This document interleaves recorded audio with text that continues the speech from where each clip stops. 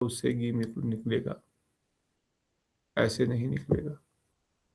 दूध को गर्म करना पड़ेगा, दही जमाना पड़ेगा, फिर दही को मथना पड़ेगा, मक्खन निकलेगा, मक्खन से फिर जाकर के उसको उबालेंगे तो घी निकलेगा। उसी प्रकार से प्रेम को प्राप्त करने का भी एक विधि है, और वो विधि है साधन। जिस प्रकार से दूध को घी निकालने का साधन करना पड़ता है, मेहनत करनी पड़ती है, कुछ प्रोसेस फॉलो करना पड़ता है, उसी प्रकार से प्रेम को प्राप्त करने के लिए भी साधन करना पड़ेगा। वो साधन कैसा होगा? वो साधन दो प्रकार से होगा। या तो डायरेक्टली दूध से घी निकालो, मलाई से, या तो दही बना करके घी निकालो। उसी प्रकार से या तो वैदिक मार्ग का पालन करो, या तो रागानुगा मार्ग का पालन करो। दो रास्ते जाते हैं प्रेम के डगर पे। रागानुगा भक्ति का पालन करेंगे तो वृंदावन में रागानुगा रागात्मिका जनों के अनुगत्य में करके उनकी सेवा प्राप्त होगी, और वैदिक भक्ति का रास्ते पे चलेंगे, पालन करेंगे तो वैकुंठ में लक्ष्मी नारायण, नहीं तो अयोध्यापति रामचंद्र सीता माता की सेवा प्राप्ति हो सकती है उनके दास बन करके, या तो द्वारिकाधीश की भी प्राप्ति हो सकती है।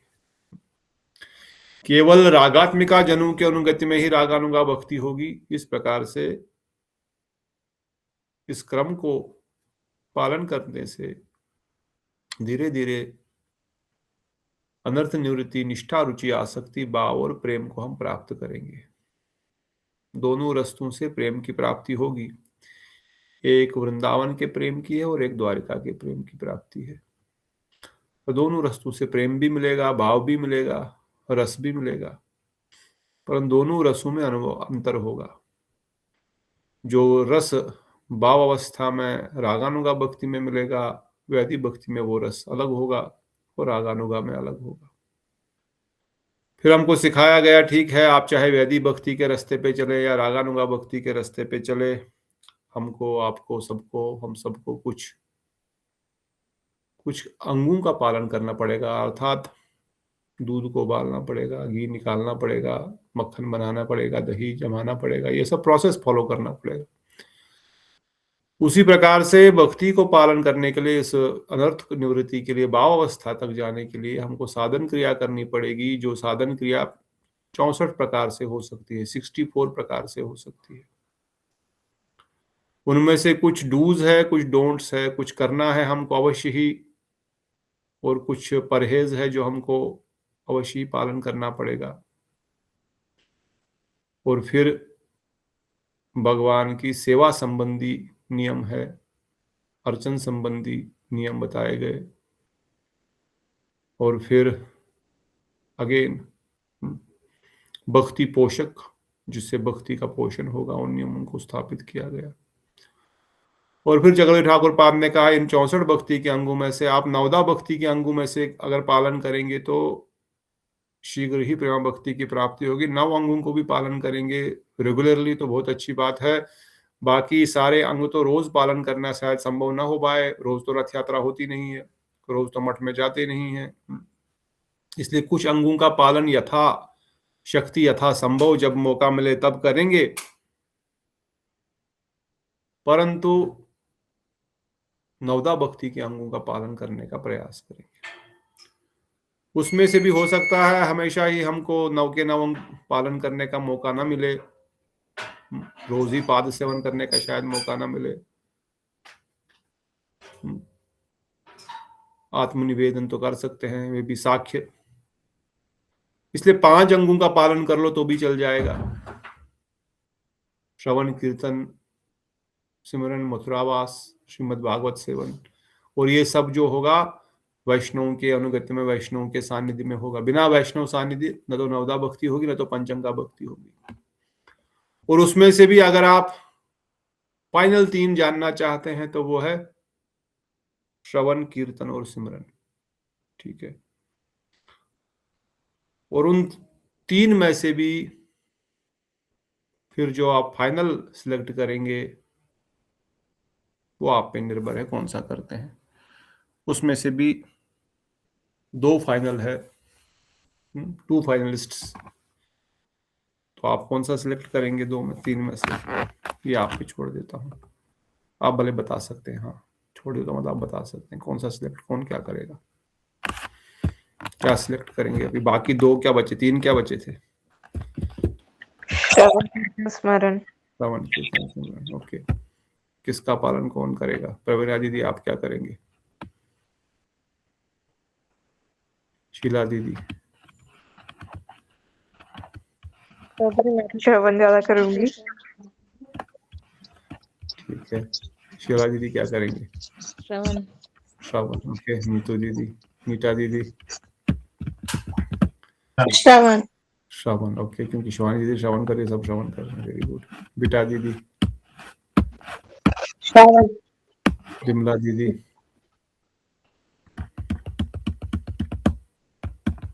विमला दीदी कुछ नहीं करेंगे बोल रहे हैं, खाना वाना बनाएंगे, खाएंगे, आराम से बैठेंगे। रेवती माता दीदी आप क्या करेंगे? श्रवण। ओके। श्याम सुंदर प्रभु?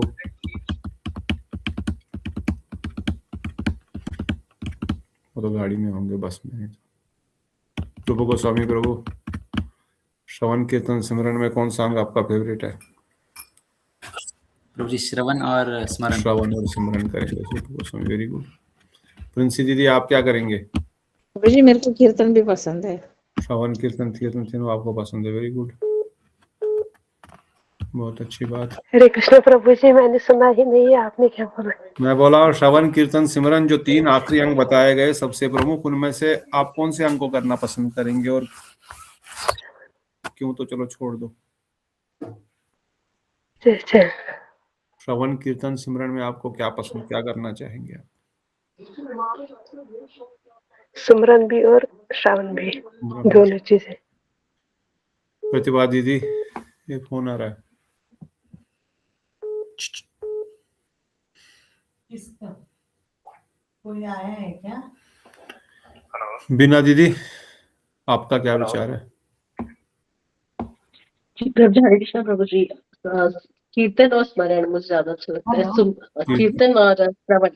कीर्तन और श्रवण। हाँ। क्या है? चंद्रकांता दीदी? किसका है? कीर्तन और श्रवण। प्रभु जी मुझे भी कीर्तन अच्छा लगता है और श्रवण भी अच्छा लगता है। कीर्तन और श्रवण, ओके। माधवी दीदी? ठीक है। हरे कृष्ण प्रभु जी, धन्यवाद, प्रणाम। हाँ, क्या पूछ? कृष्णवास 64 भक्ति के अंगों में नवदा भक्ति, नवदा में पंचंगा, पंचंगा में 3 अंगा भक्ति, उनमें से आप किस चीज को ज्यादा करते हैं, करना पसंद करते हैं या करना पसंद करेंगे आगे से? श्रवण और सिमरन। श्रवण और सिमरन, ओके। दीप्तोषी दीदी? हाँ, मंजरी दीदी भी है। मंजरी दीदी? धन्यवाद, प्रणाम प्रभु जी। धन्यवाद। मुझे तीनों ही पसंद है, पता नहीं अभी तीनों में से कौन सा, बट तीनों अच्छा लगता है। ओके। मंजरी दीदी आपका कुछ विचार? मुझे तीनों ही, श्रवण कीर्तन स्मरण, इन तीनों के साथ ही। ठीक है, सब लोग श्रवण कीर्तन सिमरन तीनों करेंगे तो बहुत अच्छी बात है। और इनमें से रागानुगा भक्ति का कौन सा अंग है? सिमरन। कौन बोला? संकीर्तन। व्याधि भक्ति का कौन सा अंग है? नाम संकीर्तन। संकीर्तन। व्याधि भक्ति का प्रमुख अंग है नाम संकीर्तन, और रागानुगा भक्ति का प्रमुख अंग है सिमरन। सिमरन। इसलिए कीर्तन प्रभावे सिमरन होवे, कीर्तन के प्रभाव से ही सिमरन होगा, इंडिपेंडेंटली सिमरन नहीं हो पाएगा। इसलिए अवश्य ही कीर्तन करते करते सिमरन करना ही रागानुगा भक्ति में प्रवेश कराएगा। पर कीर्तन तभी हो पाएगा जब श्रवण हुआ होगा, जब हमने कथा सुनी होगी तब तो जाकर के कीर्तन होगा उसका, तब तो जाके सिमरन होगा। इसलिए ये तीनों ही भक्ति के अंग हमारे जीवन के लिए नितांत आवश्यक है, डेली एक्टिविटी इनकी है। फिर एक स्टेज आएगी जहां पर कीर्तन ही होगा और निरंतर सिमरन ही होगा, ऑटोमेटिक वो स्टेज आएगी। परंतु श्रवण के बगैर तब भी नहीं रह पाएंगे, कुछ न कुछ श्रवण अवश्य होगा। और फिर भावावस्था में ऐसी स्टेज आएगी जब सिमरन में जीव डूब जाएगा और कि जब बाहर की कोई सुध बुध नहीं रहेगी, उस समय फिर वह भाव से प्रेम की ओर आगे बढ़ेगा। इसलिए श्रवण कीर्तन सिमरन आर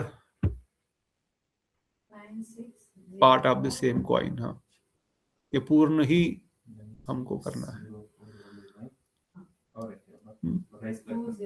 परंतु ये भी ध्यान रखना है कि कौन से विधि में किस अंग की प्रधानता है,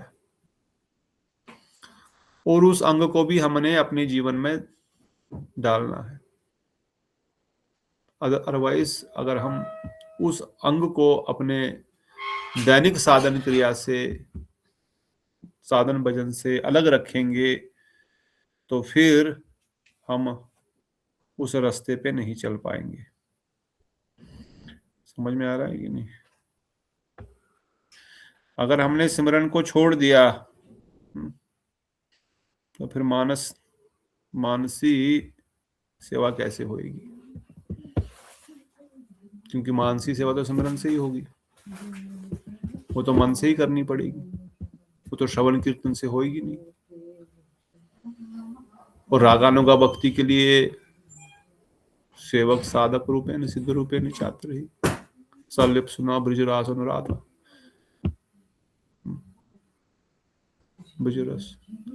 ब्रज रस की अगर प्राप्ति करनी है तो ये विधि बताया हमको फिर चकोरी ठाकुर जी ने, और बताया क्योंकि हम लोग इस महाप्रभु के संप्रदाय में आए हैं, हम गौड़िया वैष्णव हैं, हम गौरी के भक्त हैं, अर्थात राधा रानी के भक्त हैं, हम लोग शक्ति के उपासक है, राधा ठाकुरानी के भक्त है, रूप मंजरी रति मंजरी सखियों के अनुगत्य में हमारी सेवा विद्यमान है गोलोक वृंदावन धाम में। इसलिए जो हमारा लक्ष्य है, जो हमारा गोल है, जहां पर हमको जाना है, उसके अनुरूप ही साधन करने से शीघ्र लाभ होगा। इसलिए अगर खरबूजे को रखना है तो खरबूजे के पेड़ों के साथ रखो, जल्दी आगे बढ़ेगा वो। उसको कहीं कांटों के पेड़ में रख दोगे तो उसका कुछ लाभ नहीं होगा। नहीं तो कोई अगर सोचेगा तो उसको हम केले के पास रखेंगे तो केले में बहुत ताकत होती है, ये भी फटाफट आगे बढ़ेगा, तो वो आगे बढ़ेगा नहीं। इसलिए उसको सजाति और स्निग्ध साधु संग प्रदान करना पड़ेगा। जो सेम जाति के वैष्णव होंगे उनके साथ ही उठने बैठने से, कथा सुनने से, सेवा करने से, कीर्तन सुनने से उनका ही हमारा भक्ति मार्ग में आगे प्रगति शीघ्र होगी। नहीं तो हम कहीं भी किसी की भी कथा सुनते बैठेंगे तो कल्याण नहीं होगा शीघ्र। इसलिए गौड़ीय वैष्णवों के अनुगत्य में, श्रील प्रभुपाद जी के अनुगत्य में, उनके शिष्यों के अनुगत्य में कथा कीर्तन श्रवण करें। उसमें से भी विशेष रूप से जो रागानुगा भक्ति, रूपानुगा भक्ति को हृदय में धारण किए हुए हैं और उसको दे रहे हैं जगत में, श्रील गुरुदेव और उनके अनुयायियों के संग में ही रहेंगे। ऐसा नहीं कि किसी दूसरे वैष्णव को हम कम बोल रहे हैं, ऐसा नहीं। परंतु जो जगत में जिस चीज का वितरण कर रहा है या जिस चीज को उनको वितरण करने की आज्ञा दी गई है, उनके पास वो वस्तु है, उससे वो वस्तु लेने से ही हमारा शीघ्र लाभ होगा। क्योंकि श्री रूप गोस्वामी जी ने जब डेफिनेशन दिया लोल्यम तत्रप्य कल्यमूल्यम, यह लोल्यम ही उस प्रेम को प्राप्त करने का एकमात्र मूल्य है, एकमात्र क्वालिफिकेशन है। ये कहीं पे भी अगर मिलती है, अत्र कुतो विलभ्यते, कहीं भी मिलती है तो इसको ले लो। पर फिर गुरुजन वर्णन करते मिलेगी कहां पर, अगर मिलनी है तो कहां मिलेगी? बोलते जिनके हृदय में है उन्हीं से मिलेगी। हृदय में होते हुए भी वो देनी भी तो चाहिए। हाँ, जो इसका वितरण भी कर रहे हैं और दे भी रहे हैं, हृदय में है भी पर किसी को दे नहीं रहे हैं, तो भी फिर हमारा कल्याण कैसे होगा? हृदय में है और वितरण भी कर रहे हैं। तो ऐसे श्री गुरुदेव और उनके अनुयायी, उनके अनुगत्य भक्तों का, उनके अनुगत्य वैष्णवों के अनुगत्य में हम लोग रहेंगे हमेशा, उधर इधर कहीं नहीं जाएंगे।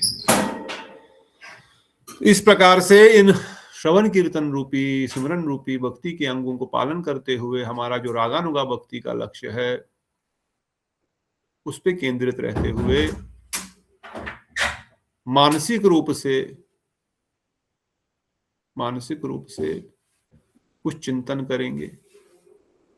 किसका चिंतन करेंगे मानसिक रूप से? ये अलग अलग प्रश्न है।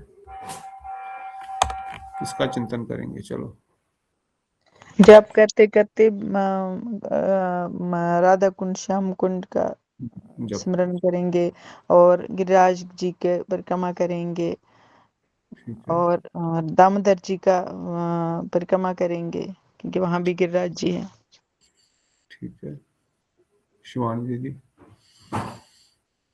रूप गोस्वामी को प्रभु जी, जो श्रवण करा है इसके अकॉर्डिंग ही कीर्तन मतलब सिमरन होगा। जो हम कथा वगैरह श्रवण करते हैं, जो अष्टकालीय हमने जैसे संकल्प कल्पद्रुम में कराई थी उनका कोशिश करेंगे, जो अपने भावों के अनुकूल है। जो हमें लगता है जैसे हमारा मंदिरिका ही है तो कैसे कैसे उनकी सेवाएं होती है उनके अकॉर्डिंग ही सिमरन करेंगे जो श्रवण करा है, मनोकल्पित नहीं। ठीक है। रूप गोस्वामी प्रभु,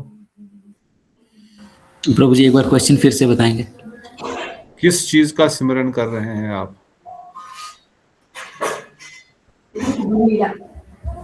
प्रभु जी जो हम सुन रहे हैं, जो श्रवण कर रहे हैं, उसके अनुरूप हम उस लीला अभी रूप। क्या आज आपने क्या सिमरन किया?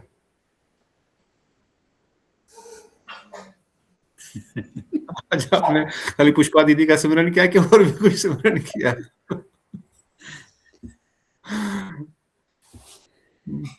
प्रभु जी जो कथा में हम श्रवण करते हैं उसी के अनुरूप जो हमारा स्फुरित होता है हमारे भाव, उस हिसाब से हम स्मरण करेंगे और धीरे धीरे गुरुदेव के आशीर्वाद से जो हमारा जो रूप होगा उस तरफ हम ढलते चले जाएंगे और उसकी प्राप्ति के लिए हम अग्रसर होंगे। Very good. मंजरी दीदी, आपने क्या सिमरन किया आज? प्रभु जी, आज मैंने ऐसे ही वो कर रही थी तो प्रहलाद महाराज का था, तो उनकी वो जैसे ही कुछ भी स्मृति जैसे पढ़ते हैं तो वो आता है ध्यान। तो मेरा यही रहता है कि कहीं राधा कृष्ण की लीलाएं या कुछ भी ऐसे ही मेरे को मतलब सुनने से, मैं पढ़ के जैसे बुक से ना उससे ज्यादा मेरे सामने चित्रण आता है, क्योंकि सुनने में कई बार दिमाग से इधर उधर निकल जाता है। तो मतलब मेरे से मतलब बुक से पढ़ के उससे ज्यादा अच्छा चित्रण और स्मरण रहता है। Very good. प्रवीणा दीदी, आपने आज क्या क्या सिमरन किया अपना कहानी करते समय? प्रवीणा दीदी आज बोल नहीं रही है। बीना दीदी, आज आपने प्रभु जी आज तो मैं राधा कुंड चली गई थी। हाँ, सही बात है। क्या क्या दिया था वहां पे, क्या क्या किया? वहां पे मैंने राधा कुंड में परिक्रमा की। वहां बैठी बस मुझे ना बैठना अच्छा लगता है वहां सीढ़ियों में ना। हाँ हाँ, वहां एक तक देखती हूँ बीच में, मुझे बीच में ऐसे लगता है जैसे राधा रानी और वो अपने ठाकुर जी और सखियां वो कर रही हैं सुनंद सुखद नृत्य। बस मैं आज ना वही मेरा दिमाग में चल रहा था। बहुत सुंदर, बहुत अच्छी। बीना दीदी, प्रभु जी एक्चुअली हम शाम को आरती के बाद ही आरती करते हैं, तो उसमें मुझे वो कृष्ण भगवान का वो बाल रूप और वो जब संध्या के समय जाकर वापस आते हैं तो गाय के पीछे कैसे उनके ऊपर धूल आ जाता है, तो वो सारी चीजें दिमाग में आती हैं कभी कभी। वो जो कथा सुनी थी एक बार महाराज जी से, तो वो कभी कभी यही लीलाओं की ही ज्यादा दिमाग में आता है, राधे गोविंद का। ठीक है, बहुत सुंदर। माधवी दीदी, हरे कृष्ण प्रभु जी। यस। प्रभु जी, आने के समय ऐसे ही सोचती हूँ कि जैसे मतलब गुरुदेव और परम गुरुदेव वो लोग जैसे मंजरी रूप में जो सेवा करते हैं, तो उनके उनके सेवा में हम हैं, उनके मतलब जैसे पुष्प का, चंदन का, तो उन सब का सेवा वो कैसे करते हैं, तो हम भी उनकी सेवा करते हैं। और जैसे शिवानी दीदी भी बोल रही थी, जैसे हमने कल्पद्रु में भी पढ़ा था कि मतलब जैसे याम के हिसाब से, जैसे फूलों की मतलब जैसे टोकरी का निर्माण करना, या तो फिर जैसे वहां पे हमने जैसे याम के हिसाब से हमने जो सुना था, तो उन सारे सेवाओं के चिंतन करते हुए।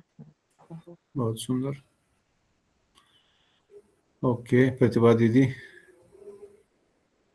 हरे कृष्णा प्रभु जी। आज तो मेरे आंखों के सामने वो टेर कदम वाली जो बात है कि अपनी वेणु से एक एक गाय का नाम लेके गाय को पुकार रहे हैं, और जैसे वो ध्वनि गाय सुनती है एकदम चारों पैर उठा के भाग भाग के भगवान जी की तरफ भाग रहे, पूरी धूल इधर उधर लोट हो रही है, ऐसा मैं देख रही थी आज। बहुत सुंदर। और कौन बताएंगे? चंद्रमोहन प्रभु, आपने क्या सिमरन किया आज? हरे कृष्ण प्रभु जी। हरे कृष्ण। मैं तो वही राधा दामोदर में ही परिक्रमा कर सिमरन कर रहा था। बहुत सुंदर, बहुत बढ़िया। Now Venkatesh Prabhu is also there today. What are you meditating upon, Venkatesh Prabhu, while doing your bhajan chanting? Yeah, today I was reading Bhagavad Gita, 3rd chapter, 26th and 27th slokas. Very good. Yeah. What you are meditating upon? Meditating, while reading, I was meditating on like how three modes of material nature will act upon us, and actually we will be thinking that we are the doers, but in the reality, three modes of the material nature is doing on behalf of Krishna. So we are not doing anything. That is what I learned today. Very nice. Very good. ये बात भी किसी को समझ आए तो बहुत बड़ी बात है। ओके, और कौन बताना चाहते हैं? मोहन प्रभु, शीला दीदी। हरे कृष्ण प्रभु जी। यस। तो कल जो सुन रहे थे कथा और चैतन्य महाप्रभु की जो शादी वाले जो बात था, वो सारे चीज आ रहा था, तो वही सिमरन कर रहे थे। अभी आप क्या कर रहे थे?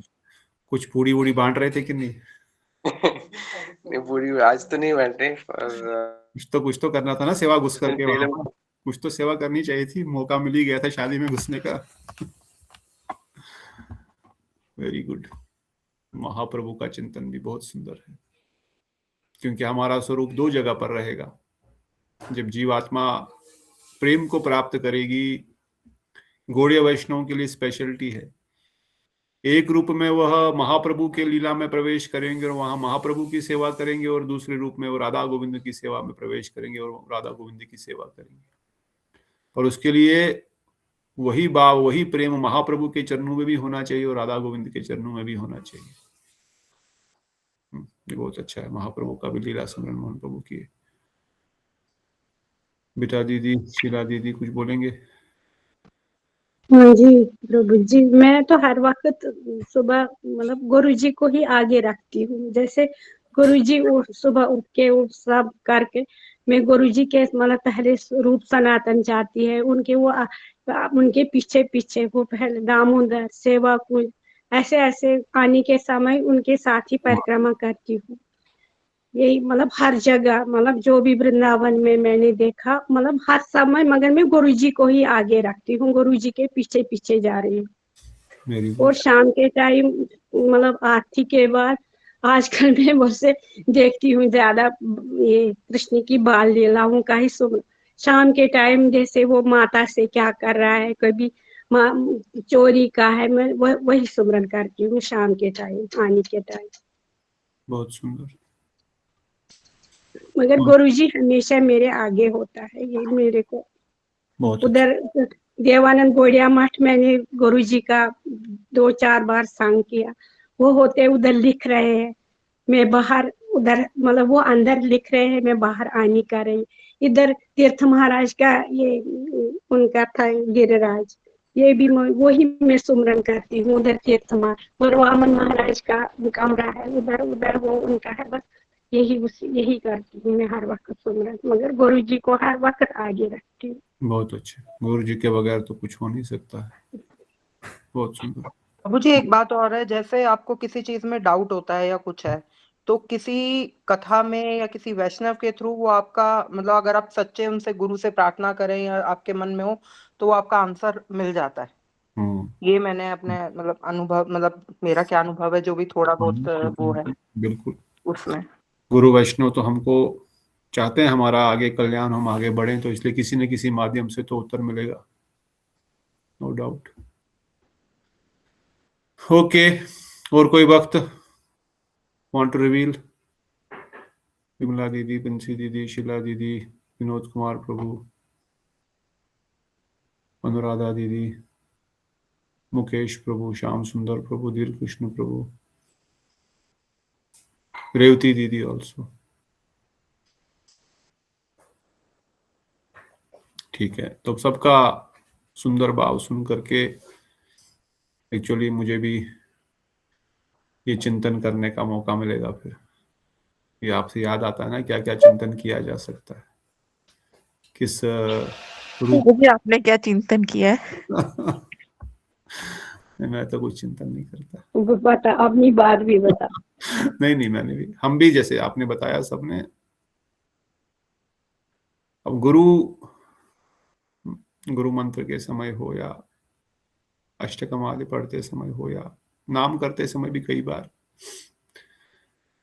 बाहरी रूप से वृंदावन परिक्रमा, बाहरी रूप से मतलब इस शरीर से, वहां पर भी इस शरीर का चिंतन करते हुए वृंदावन परिक्रमा, जैसे चंद्रकांता दीदी बताई, गिरिराज परिक्रमा, यमुना स्नान भी। माघ मास शुरू हुआ तो रोज गंगा स्नान करता हूँ।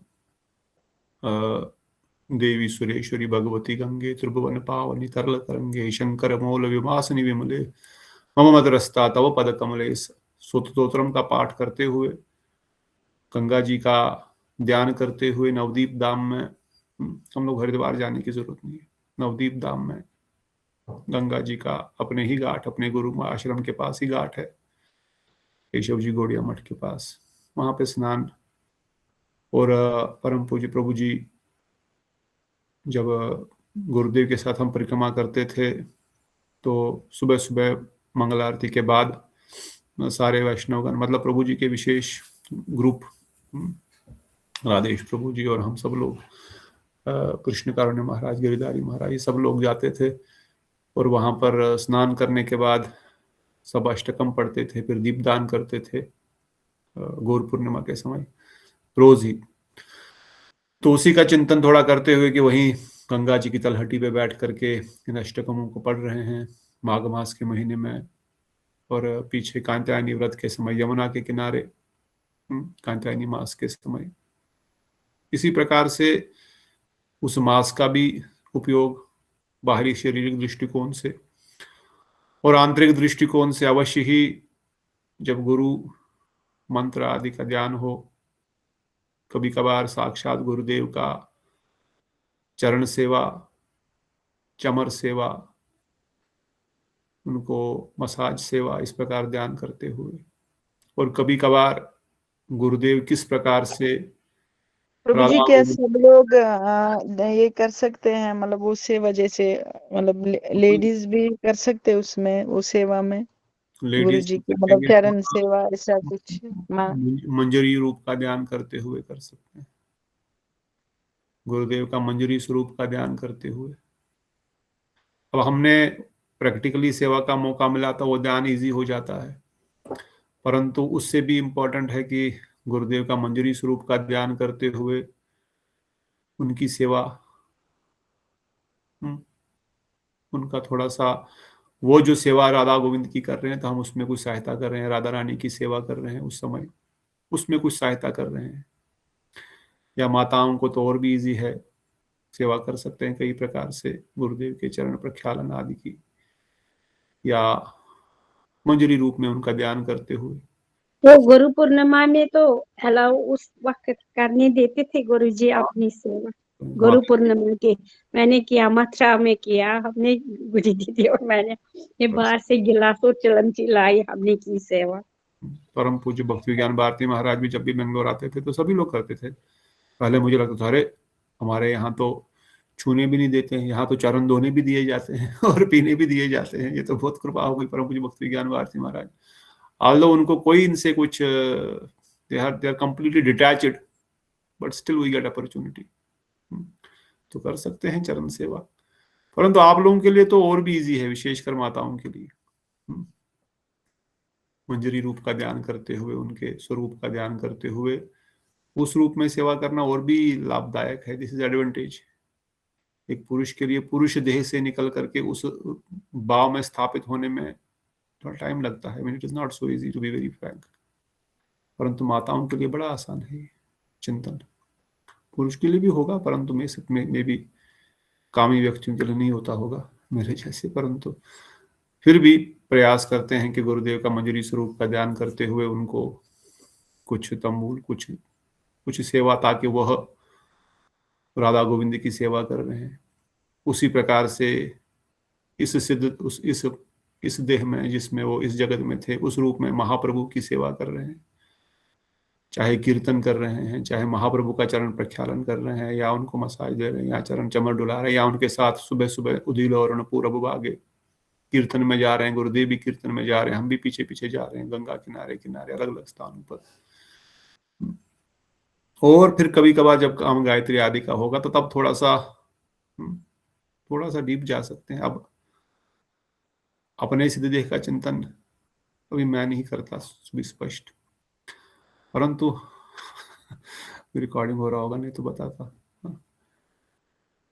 परंतु इच्छा जरूर होती है कि कुछ पता लगे कि आई डोंट नो, विशेष रूप से उत्कल वल्लरी और स्पष्ट रूप से चक्रवर्ती ठाकुर पाद के शब्दों को सुनने के बाद ऐसा लगता है कि कुछ तो हमको चिंतन होना चाहिए। पर जब तक वो प्रकाशित न हो, इमेजिनरी तो कुछ कर नहीं सकते। परंतु ऐसा अपने आप को एक कम से कम एक छोटी सी मंजरी के रूप में ऐसा चिंतन का इच्छा होती है, अवश्य लालसा अवश्य होती है, और लालसा अवश्य होनी चाहिए। चला स्टॉप नहीं, ठीक है, चलो अभी मैं कुछ बोलने वाला नहीं। तो इस प्रकार से बहुत अच्छा है। हम लोग थोड़ा इसलिए पूछ रहा था क्योंकि थोड़ा हम लोग राग मार्ग में प्रवेश अगर कर पा रहे हैं तो फिर ये महाप्रभु के अनुगत्य में, इस गौड़ीय वैष्णव अनुगत्य में हमारा आना सार्थक धीरे धीरे हो रहा है। अन्यथा इसका क्या बोलेंगे, इसका डिस्कशन करना भी, चर्चा करना भी वर्जित है, और वर्जित केवल मार भी पड़ती थी। ऐसे स्थानों पर भी हम रहे हैं। इसलिए बड़ा सौभाग्यशाली हम लोग हैं कि धीरे धीरे भक्तगण महाप्रभु के इस शुद्ध भक्ति के विचार को, रागानुगा भक्ति के विचार में प्रवेश कर रहे हैं, और आगे के ग्रंथों से और स्पष्ट हो जाएगा और ऑटोमेटिकली ही चिंतन आएगा। अभी ज्यादा हमने कुछ लीलाएं इतनी सुनी नहीं। आगे आगे गोपाल चंपू जैसा ग्रंथ, कृष्ण करनामृत जैसा ग्रंथ सुनने से, विलाप पुष्पांजलि, उज्ज्वल नीलमणि आदि ग्रंथों को सुनने से, प्रभु जी वो सुनने का इरादा है। हाँ, वही उसी इरादे से धीरे धीरे ऑटोमेटिकली। अभी देखो हमने उत्कल वल्लरी पढ़ी तो किसी को बोलना नहीं पड़ा ना कि ये सेवा करो या ऐसा चिंतन करो या संकल्प द्रुम्मा थोड़ा, उसमें तो गोस्वामी जी खुद ही कह रहे हैं कि अगर इस ग्रंथ को पढ़कर आपके हृदय में ऐसी कोई भावना आ रही है तो मेरा ग्रंथ सार्थक हो गया। उसीलिए चक्रवर्ती ठाकुर पाद भी कह रहे हैं, और बलदेव विद्याभूषण प्रभु भी टीका में लिख रहे हैं कि इन लीलाओं को इसलिए आपको सुनाया जा रहा है वो लोग तो वो तो कर ही रहे हैं सेवा नित्य निरंतर, वो तो नित्य परिकर है। पर हमारे हृदय में ऐसी कोई भावना अगर जागृत हो रही है तो ये हमारा सौभाग्य है। इसलिए हम कुछ आर्टिफिशियली कभी नहीं करना है, क्योंकि इट इज वेरी रिस्की।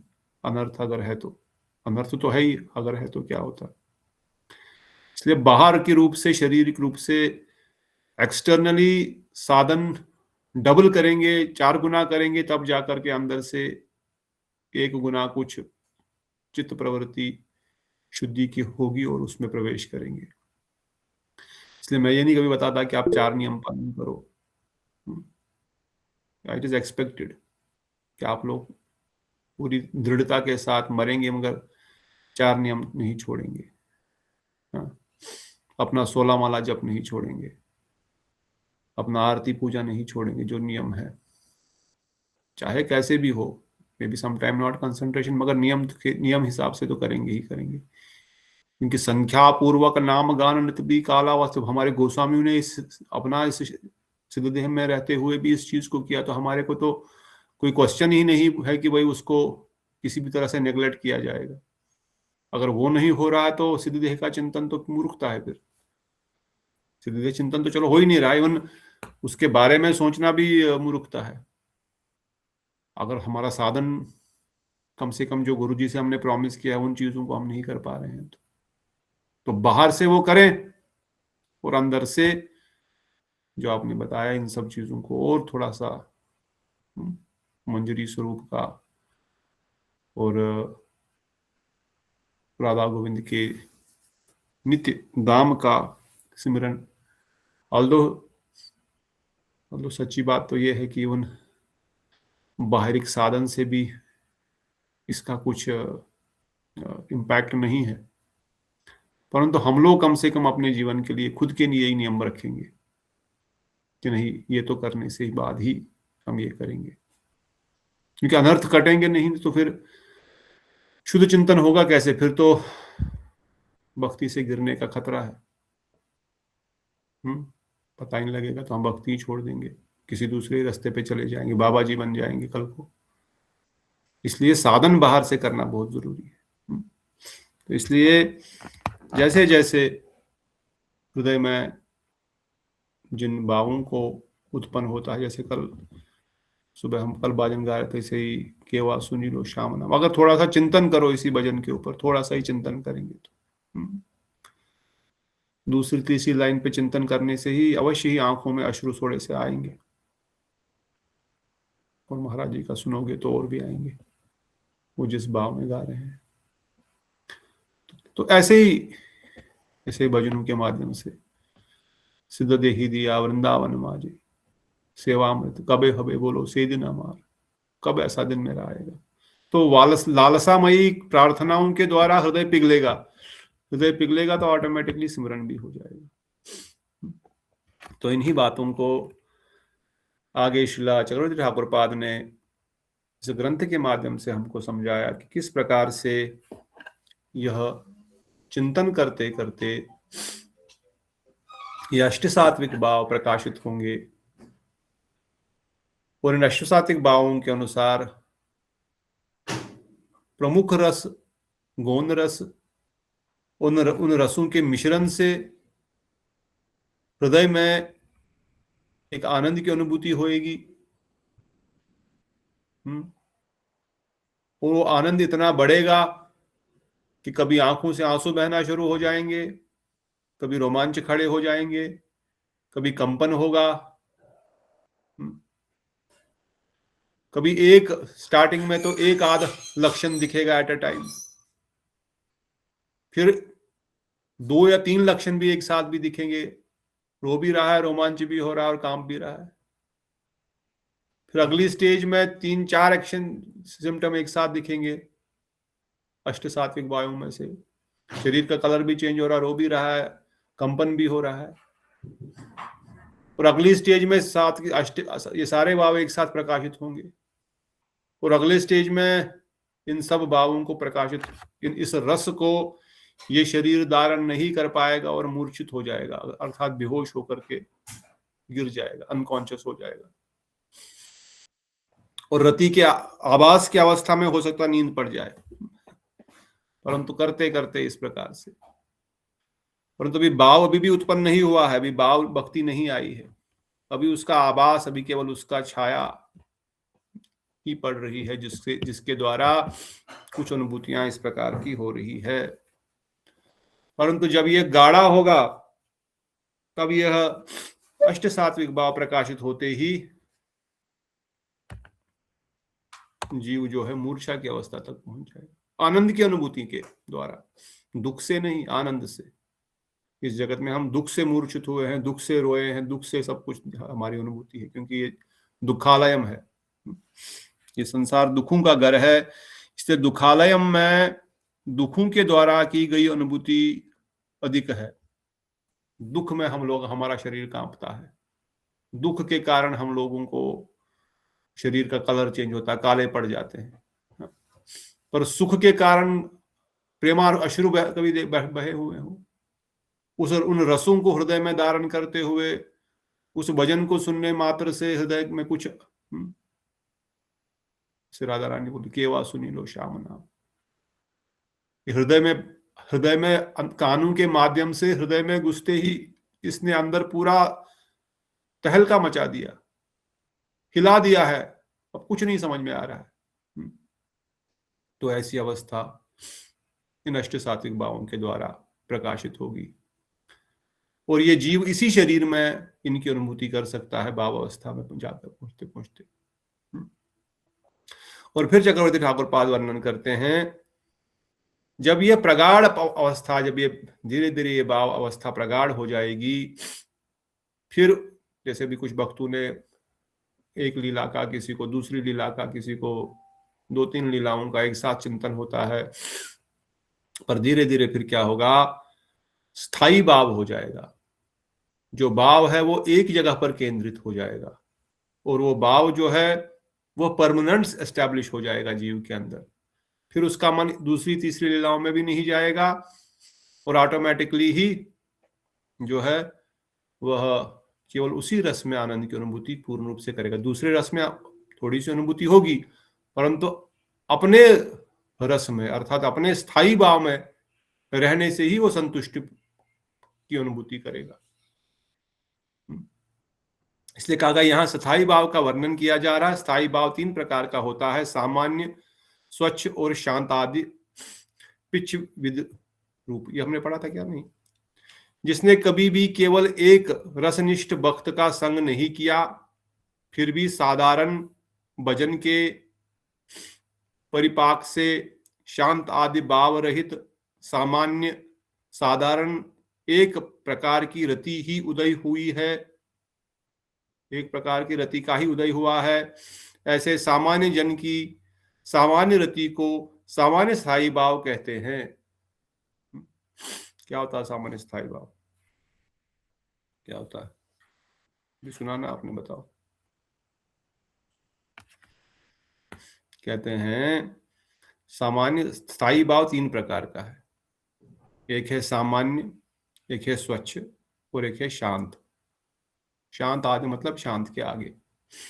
पहले बताया सामान्य क्या है। सामान्य क्या है? जो सामान्य स्थायी भाव है। सामान्य स्थायी भाव में केवल एक रसनिष्ठ भक्त का संग नहीं किया, आपने एक ही प्रकार के रसिक वैष्णव का संग नहीं किया है, अलग अलग रसिक वैष्णवों का संग किया होगा। कोई माधुर्य में रहा होगा, कोई वात्सल्य में रहा होगा, ऐसा हो सकता है। और उसके संग के कारण, या आपने कोई किसी रसनिष्ठ भक्त का संग ही नहीं किया अभी तक, या तो किसी एक रसनिष्ठ भक्त का संग नहीं किया होगा, या फिर भी साधारण भजन के परिपाक से शांत आदि भाव सामान्य साधारण एक प्रकार की रति से उदय हुआ। ऐसे सामान्य जन की सामान्य रति को सामान्य स्थायी भाव कहते हैं। किसी एक भाव के प्रति आकर्षण हुआ और शांत रति, थोड़ा सा भाव रहित लिखा है प्रभु जी जहाँ पर, मतलब कोई रत्ती वैसे आई है पर कोई एक भाव भी मतलब है नहीं फिक्स कौन सा भाव उसमें आया है, वैसी कोई रति वगैरह भाव आई है? रहित साधारण एक प्रकार की रति का उदय हुआ है। फिर भी साधारण भजन की परिपाक से, उसने साधारण भजन के परिपाक से शांत आदि भाव रहित सामान्य एक प्रकार की रति का ही उदय हुआ है। सही है कि गलत पढ़ रहे हैं? जिसने कभी भी केवल एक रसनिष्ठ भक्त का संग नहीं किया, एक रसनिष्ठ भक्त का संग नहीं किया है, फिर भी साधारण भजन, जो साधारण भजन कर रहा है वो उसकी परिपाक से मतलब उसकी परिपाटी को अपनाते हुए शांत आदि भाव रहित सामान्य, शांत आदि भाव रहित सामान्य साधारण एक प्रकार की रति का ही उदय हुआ है। कोई एक प्रकार की रति तो उदय हुई है ना। ऐसे सामान्य जन की सामान्य रति को सामान्य स्थायी भाव कहते हैं, क्योंकि भाव सामान्य स्थायी भाव की डेफिनेशन है ना, ये तो भाव तो आएगा ना, और भाव आने के लिए उसको तो किसी एक रस का को संग तो करना पड़ेगा, ये तो कहां से आएगा? भाव रहित प्रभु जी फिर क्यों लिखा है? ये कहते हैं फिर भी साधारण भजन के परिपाक से शांत भाव रहित, शांत आदि भाव रहित है वो। एक किसी एक साधारण भजन कर रहा है, इसमें शांत आदि भाव का सिमरन नहीं कर रहा है वो। आगे बताएंगे ना शांत, क्योंकि अगला शांति आएगा, क्योंकि 3 प्रकार के कहे, एक सामान्य, एक स्वच्छ, एक शांत आदि। पहले वाले में शांत आदि भाव नहीं है, इसलिए उसको साधारण रति कहा गया है। अगले में बताया गया है जिसने साधारण रूप से शांत आदि 5 प्रकार के भाव वाले भक्तों का संग किया है, और भजन के परिपाक से यदि उनमें 5 प्रकार की रतियां उन भक्तों के संग में अवस्थिति के समय वेद से उदित होती है, अर्थात शांत भक्त के साथ शांत, दास्य भक्त के साथ दास्य, साक्य भक्त के साथ साक्य, वात्सल्य भक्त के साथ वात्सल्य, और कांत भक्त के साथ कांत भाव प्रकाशित होता है। ठीक है, इज इट क्लियर? ये तो क्लियर है प्रभु जी। वही बता रहे, ऊपर बता रहे हैं साधारण वाले भक्त ने शांत भाव का संग नहीं किया, जिसकी सामान्य रति है नहीं संग किया, इसका मतलब 5 प्रकार का अगले ने करा है तो उसने तो मे भी एक भी नहीं करा। एक प्रकार का, यहाँ लिखा ना किसी एक प्रकार की रति का उदय हुआ है, उसने किसी एक प्रकार के वैष्णव का संग किया है, उसके अंदर शांत आदि रति का संग नहीं हुआ है। यहाँ बताया ना, पर शांत आदि भाव रहित सामान्य, उसने शांत आदि का शब्द का अर्थ ही है कि उसने 5 प्रकार के, जहां पर जिस साधारण सामान्य में ये होगा कि अब इसको क्लैरिटी नहीं है कि कोई किस एक रति में वो है स्थित। हाँ, एक तो क्लैरिटी नहीं है, दूसरा उसने किसी एक प्रकार के रस का संग किया होगा। परंतु जिसने शांतादि भक्ति का संग किया, अर्थात यहाँ पे बता रहे हैं, अर्थात हास्य इत्यादि अविरुद्ध एवं क्रोध आदि विरुद्ध भावों के वशीभूत कर, अर्थात अपने अधीन रखकर जो भाव सम्राट की भांति सुशोभित होते हैं उसे स्थायी भाव कहते हैं। जिसमें हास्य आदि अविरुद्ध ये सब क्रोध विरुद्ध भावों का भी वशीभूत किया जाता है। ठीक है, उसमें नहीं जाएंगे। तो दूसरा जो जिस भक्त ने 5 प्रकार की रतियों, जिन भक्तों में 5 प्रकार की रतियां हैं, अब 5 प्रकार की रति किस में होगी? केवल माधुर्य रस के भक्त में होगी, क्योंकि दास या साखी के में 5 नहीं होंगे, उसमें दास्य और साखी होगा। वात्सल्य में शांत, दास, साखी और वात्सल्य ही होगा। अर्थात जिसने रागानुगा वैष्णव, विशेष रूप से जिसने मधुर रस, जिसने कांत भक्तों का संग किया है, उसको ऑटोमेटिक 5 मिलेंगी। या जिसने इन 5 प्रकार के भक्तों का संग किया हो, शांत का भी किया है, दास्य भक्त के साथ भी दास्य, साख्य भक्त के साथ साख्य की उदय हो गया, वात्सल्य भक्तों के साथ वात्सल्य का उदय हो गया, और कांत भक्त के साथ कांत भाव प्रकाशित होता है। अचित कोई ऐसा निर्दिष्ट भाव के प्रति उसकी निष्ठा नहीं होती है, तो उसकी वैसी रति को स्वच्छ स्वभावी स्थायी भाव कहते हैं। उसने अलग अलग भक्तों का संग किया, अलग अलग प्रकार के रसिकों का संग किया, वात्सल्य का भी किया, दासी का भी किया, साखी का भी किया, और सबका संग करने से उसको सारी ही कथाएं अच्छी लगती है, सारे ही भाव अच्छे लगते हैं, और मन में उनको चिंतन करने का भी हो सकता है, इच्छा हो रही है, किसी एक भाव के प्रति भी निष्ठा उसकी नहीं आई है, उसके सारे भाव ही अच्छे लगते हैं। तो ऐसे रति को, ऐसे स्थायी भाव को स्वच्छ मतलब खुद का ही, स्वेच्छा से, जिसको बोलते हैं स्वेच्छा से करने वाला। और आगे बताया, और पृथक रसिक निष्ठ भक्तों के शांत आदि भावों का पृथक रति को शांत आदि पंचविधि रूपक स्थायी भाव कहते हैं। किसी एक रसिक वैशिष्ट भक्त के संग के प्रभाव से भजन के परिपाक होने पर एक भक्त में पांचों में से केवल एक ही रति उदित होती है। शांत आदि भाव 5 प्रकार के होते हैं तथा शांत भक्तों का शांत दास्य भक्तों का दास्य, साख्य भक्तों का साख्य, वात्सल्य भक्तों का वात्सल्य और मधुर भक्तों का श्रृंगार या मधुर रस स्थायी भाव है। इस प्रकार शांत, दास्य, साख्य, वात्सल्य और उज्ज्वल या मधुर ये 5 मुख्य रस है। इससे उत्तोत्तर श्रेष्ठ है शांत का गुण कृष्ण निष्ठा, दास्य का गुण सेवा, साख्य का गुण संभ्रम रहित, वात्सल्य का गुण स्नेह और मधुर का गुण अंग संग दान के द्वारा सुख उद्दीपन उत्पादन करना है।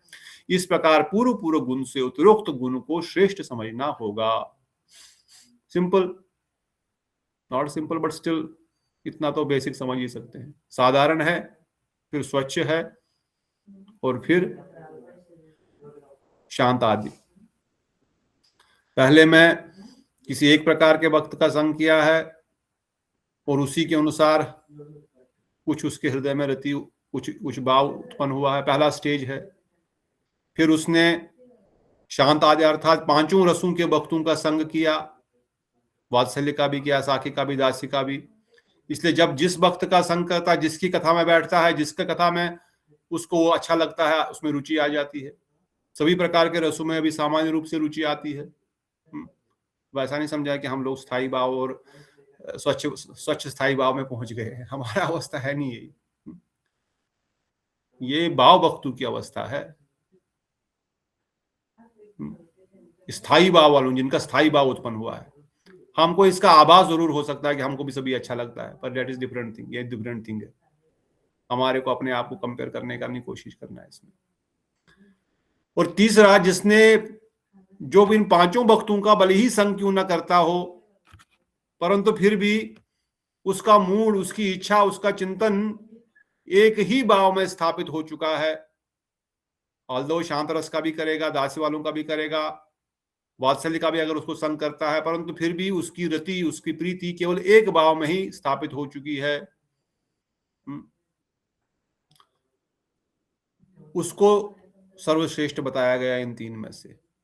ओब्वियसली, क्योंकि एक ही भाव में स्थापित हो चुका है, अर्थात उसका गोल प्राप्त करना बड़ा इजी हो जाएगा। अब वो यहाँ वहां नहीं जाएगा हर जगह, अब वो एक जगह पे केंद्रित हो जाएगा। और फिर शांत का गुण क्या है? कृष्ण में निष्ठा, थोड़ी भगवत बुद्धि रहेगी। इसलिए कहते हैं गोलोक वृंदावन में शांत रस है ही नहीं एक प्रकार से। ऑल्दो शांत में दिखते हैं गाय, बछड़े, पहाड़, झरने, पेड़, परंतु वो शांत रस में नहीं। उनका भगवान के साथ या तो साख्य नहीं तो वात्सल्य रस है। बाहर से शांत रस में दिखाई पड़ते हैं, पर आंतरिक भावना उनकी दासिया वात्सल्य की ही है, साखिया वात्सल्य की ही है। इवन दास भी वहां पर नहीं है। दास है तो आधा ही है, थोड़ी सी दासता की भावना है, परंतु मेन वो दास में भी साख्य वात्सल्य माधुर्य प्रदान रहेगा। इसलिए जो उनका शांत गुण है, कृष्ण निष्ठा होगी। दास्य गुण वाले सेवा करना चाहेंगे रक्तक पत्रक जैसे। साख्य गुण वाले संभ्रम रहित रहेंगे, अर्थात हम दोनों एक ही है। जैसे सुबल श्रीधाम बोलता है कन्हैया को, ए तुम कौन से बड़े बाप का बेटा है? मेरे बाबा के पास 11 लाख गायें हैं, तुम हार गया तो मुझे कंधे पे उठाओ, चलो तुम्हारी बारी अभी है। उनके मुख से निकाल करके खाते, अपने मुख का उनके मुख में डाल देते हैं, खाओ, आज मेरी माँ ने बहुत बढ़िया बनाया है, देखो तुम्हारे लिए बनाया है। क्योंकि दोनों समान है, संभ्रम रहित है कि वो बड़े हैं, हम छोटे हैं, वो भगवान है, हम दास है, ऐसी भावना नहीं है। और वात्सल्य में स्नेह, वात्सल्य में भावना रहती है कि मुझे उनकी रक्षा करनी है। अगर मैं रक्षा नहीं करूंगा तो इसका कैसे कल्याण होगा, इसको शायद कष्ट होगा। मुझे चिंता है अपनी उनकी। साख्य में चिंता की भावना, दोनों दोस्त है, लड़ाई भी करेंगे, खेलेंगे कूदेंगे, ठीक है, परंतु वात्सल्य में प्रोटेक्शन का भावना है। मुझे सेवा करने, इनको बचाना है, इनको रक्षण करना है, इनका शरीर ठीक रहे, इनका स्वस्थ रहे, इनका कोई बीमार ना पड़े, कोई थक ना जाए। सखाओं में ये सब नहीं, थक जाएगा तो हम तुमने तो खेला, अब तुम्हारी बारी है तो उठा हमको। इसलिए स्नेह और तो सब में सेवा भावना है, परंतु वो सेवा भावना स्नेह के कारण है।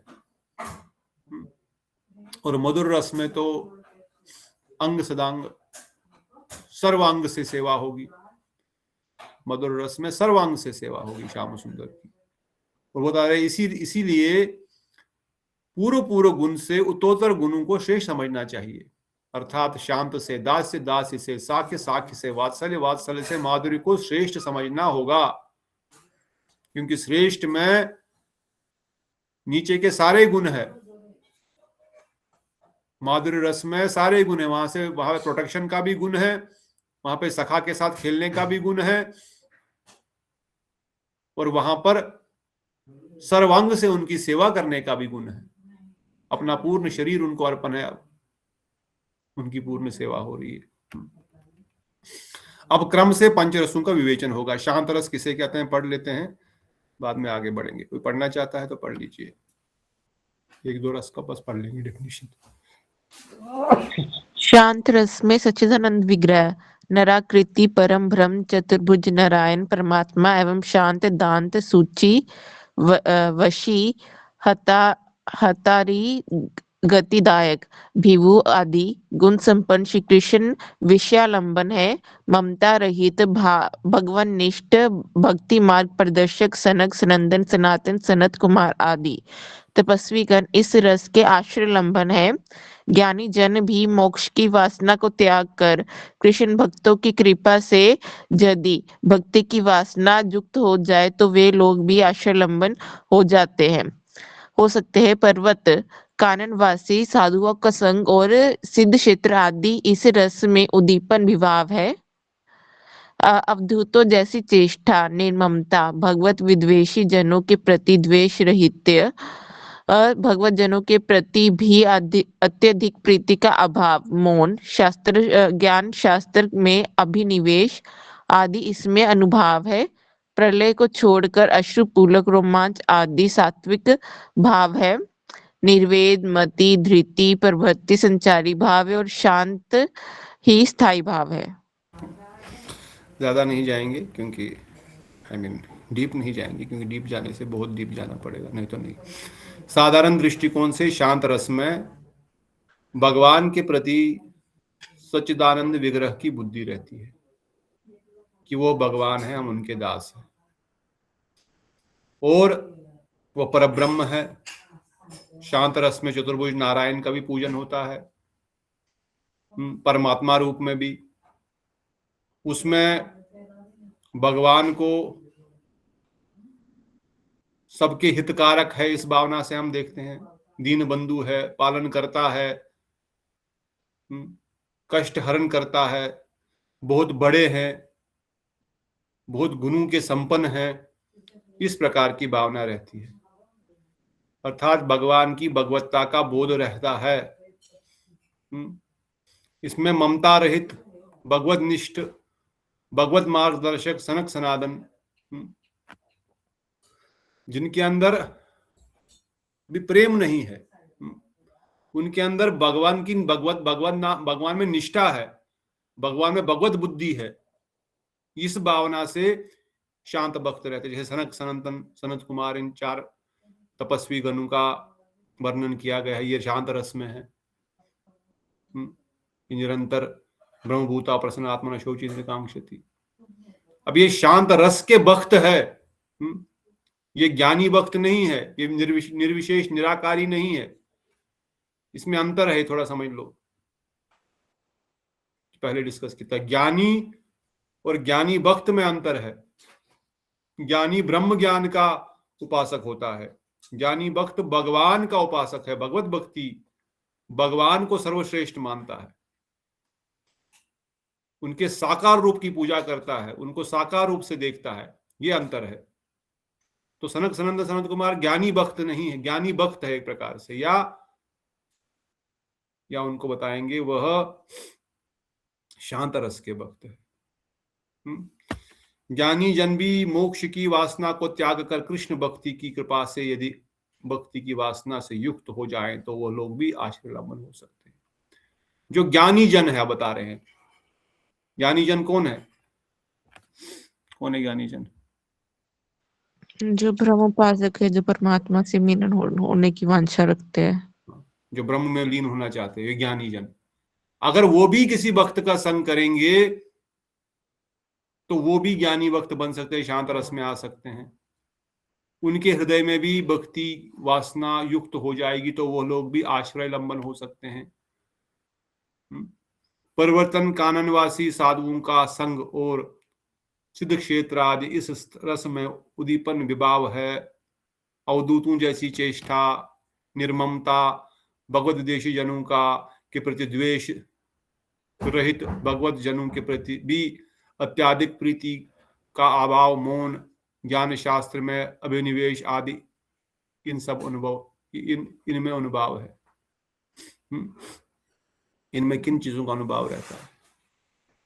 प्रलय की अवस्था को छोड़कर ये भी अश्रुपात, रोमांच, सात्विक भाव इनके अंदर भी दिखाई देते हैं। प्रलय की अवस्था क्या होती है? अर्थात प्रलय की एक अवस्था होगी मूर्छा, वो मूर्छित होकर के गिर गया। और निर्वेद, मति, धृति, प्रतिभि संचारी भाव है, शांत ही स्थायी भाव है। इनका शांत ही और शांत ही स्थायी भाव है। ठीक है, ये स्थायी भाव का। अब दास रस पढ़ लीजिए, मैंने बोला ज्यादा डीप नहीं जाएंगे, बस ऊपर ऊपर से समझने का प्रयास करिए। ज्यादा जाना है तो then we have to go to Bhakti Rasamrita Sindhu, दक्षिण लहरी प्रभु जी पढ़ा रहे हैं, यू कैन ज्वाइन। दास रस पढ़ लो। कौन पढ़ रहा था? दास्य रस में ईश्वर, प्रभु, सर्वज्ञ, भक्त वत्सल आदि गुणों से युक्त श्री कृष्ण विषयालंबन है। अधिकृत, आश्रित, परिषद और अनुगामी भेद से 4 प्रकार के भक्त ही आश्रयलंबन है। उनमें से ब्रह्मा, शंकर आदि अधिकारी देवता होने के कारण अधिकृत भक्त कहलाते हैं। शरण्य, ज्ञानीचर और सेवानिष्ठ भेद से आश्रित भक्त 3 प्रकार के होते हैं। काली, नाग, मगध राज, जरासंध आदि द्वारा बंदी बनाए गए राजा गण आदि शरण्य भक्त है। पहले से ज्ञानी होने पर भी पितामह ब्रह्मा जी की कृपा संग से मोक्ष की अभिलाषा को छोड़कर दास्य रस में प्रवृत्त होने वाले सनक, सनातन आदि चारों कुमार ज्ञानीचर भक्त है। और जो पहले से ही सेवानिष्ठ है वे सेवानिष्ठ भक्त कहलाते हैं। चंद्रध्वज, हरि है, भूलाश्व आदि सेवानिष्ठ भक्त है। उद्धव, दारुक, श्रुतदेव आदि क्षत्रिय गण और उपानंद आदि गोपगण परिषद भक्त है। द्वारकापुरी में सुचंद्र, मंडन आदि और ब्रज में रत्तक, पत्रक आदि और मधुकंठ आदि अनुगामी भक्त कहलाते हैं। इन भक्तों में जो परिवार के साथ कृष्ण के प्रति यथोचित भक्ति रखते हैं वे धूरे भक्त कहलाते हैं। जो श्री कृष्ण की प्रेयसियों के प्रति अधिक श्रद्धा संपन्न है उन्हें धीर भक्त कहते हैं। जो श्री कृष्ण की कृपा को प्राप्त करके गर्व से किसी की अपेक्षा नहीं करते और वे वीर भक्त हैं। इन सब संभ्रम प्रीति युक्त भक्तों में श्री कृष्ण के प्रति गुरु तत्व बुद्धि विशिष्ट प्रद्युम्न, शाम आदि श्री कृष्ण के पाल्य है। पूर्वोक्त भक्त नित्य सिद्ध, साधन सिद्ध और साधक भेद से 3 प्रकार के होते हैं। श्री कृष्ण की कृपा, चरण रज और महाप्रसाद आदि दास्य रस के उद्दीपन है। श्री कृष्ण की आज्ञा पालन आदि अनुभाव है। दास्य रस की 3 अवस्थाएं है, प्रेम, स्नेह और राग। उनमें से अधिकृत और आश्रित भक्तों में प्रेम पर्यंत स्थायी भाव होता है। पार्षद भक्तों में स्नेह पर्यंत स्थायी भाव होता है। परीक्षित, दारुक और उद्धव में राग पर्यंत देखा जाता है, ब्रज के रक्तक आदि में और द्वारका के प्रद्युम्न आदि में प्रेम, स्नेह, राग आदि देखे जाते हैं। दास्य रस में अजोग और विजोग ये दोनों अवस्थाएं होती है। श्री कृष्ण दर्शन के पूर्व की अवस्था का नाम अजोग अवस्था है। दर्शन के उपरांत विच्छेद विजोग का नाम विजोग अवस्था है। विजोग में अंगताप, कृष्णता, जागरण, आलंबन शून्यता या अनवस्था, अधीरता, जड़ता, व्याधि, उन्माद, मूर्छा और मृत्यु मृत्यु तुलनावस्था ये 10 दशाएं होती है। दास्य भक्त का यहाँ पर विश्लेषण किया गया, डिटेल में भक्त रसामृत सिंधु जाना, ऊपर ऊपर से पढ़ दिया। अब इसमें क्या बताएंगे, सब बता दिया कि ज्ञान दास्य रस में किस प्रकार की उनकी भावना है, किस प्रकार की वो सेवा करते हैं, किस प्रकार से उनका उद्दीपन होता है, और वो दास्य किस प्रकार से, दास्य में भी कैटेगरीज है, फिर पहले डिस्कस कर चुके हैं। अयोध्या का दास्य और मथुरा का दास्य और वैकुंठ का दास्य एक नहीं है, भले ही चारों, अयोध्या में भी दास रस में जो भक्त है वो दास रस का आनंद ले रहे हैं, और द्वारिका में भी ले रहे हैं और वृंदावन में भी ले रहे हैं, पर 3 जगहों पर 3 दास्य रस होते हुए भी उन दास्य रस में भेद है, वो सभी एक प्रकार का दास्य रस नहीं है। इसलिए यहाँ पे वर्णन कर रहे हैं कि दास्य रस में ईश्वर, प्रभु, सर्वज्ञ, भक्त वत्सल आदि गुण होते हैं। इसमें भी भगवान के प्रति ईश्वर, तभी तो दास की तरह सेवा करेगा कि वो ईश्वर है, वो मेरे प्रभु है, वो सब कुछ जानते हैं, वो भक्तों पर कृपा करते हैं, ये गुण इनमें विशेष रूप से रहते हैं। अधिकृत, आश्रित, परिषद और अनुगामी, ये 4 प्रकार के भक्त का आश्रय अवलंबन करते हैं। एक अधिकृत, एक आश्रित, एक पार्षद और अनुगामी, ये 4 प्रकार का आश्रय अवलंबन करता, 4 प्रकार से आश्रय लेते हैं। फिर एग्जाम्पल दिया गया, ब्रह्मा, शंकर आदि अधिकारी देवता होने के कारण अधिकृत भक्त कहलाते हैं। इनको अधिकार दिया गया है कुछ करने का, भगवान ने हमको आज्ञा दी है, हमको अधिकार दिया है, इसलिए हम भगवान की आज्ञा अनुसार सेवा कर रहे हैं, इसलिए दास है भगवान के, परंतु अधिकृत दास में आते हैं। इनको अधिकृत किया गया है ना, कहते इस एरिया का इनको एरिया कमांडर बना दिया गया है, ये इनका अधिकार का क्षेत्र है। फिर जिन्होंने शरण्य, ज्ञानचर और सेवानिष्ठ वेद से आश्रित भक्त 3 प्रकार के हैं। अब ये जो पहला जो था अधिकृत, उसमें शंकर ब्रह्मा जी आ गए, इसका चार्ट भी है, कृष्णदास प्रभु जी ने बनाया है, शायद पहले कभी तो देखा था। अधिकृत के दृष्टिकोण से भगवान ने उनको सेवा दी, भगवान की सेवा समझ करके पालन करे। ब्रह्मा जी को इतना बड़ा ब्रह्मांड दिया चलाने के लिए, और भी बाकी ब्रह्माओं को दिया है अलग अलग, वो कर रहे हैं सेवा भगवत सेवा समझ करके। और कुछ भी पूछना है तो भगवान वहां पर सहस्त्र शीर्ष, सहस्त्र बाहु के रूप में विराजमान है, उनको पूछते हैं। ठाकुर जी की सेवा भी मिलती है, महालक्ष्मी का महाप्रसाद भी प्राप्त होता है, और इतना सारा कार्य होकर मेरे स्वामी है, मेरे भगवान है, मुझे कार्य करना है। भगवान शंकर भी इसी प्रकार से,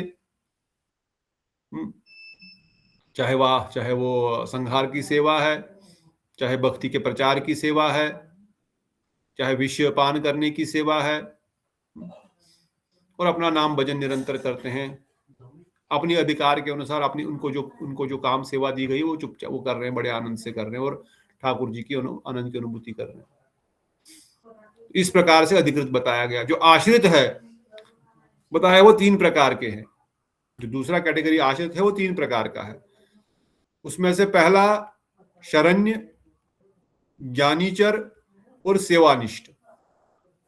आश्रित के अंदर एक ज्ञानी चर, एक सेवानिष्ठ और एक आश्रित, जो शरण है भगवान की। कालियानाग, मगधराज जरासन द्वारा बंदी बनाए गए राजागण आदि शरण्य भक्त है। दासी के अंदर पहली कैटेगरी शरण्य, फिर ज्ञानीचर और फिर तीसरा सेवानिष्ठ। जिन राजाओं को मगध राज जरासंध ने बंदी बना लिया था,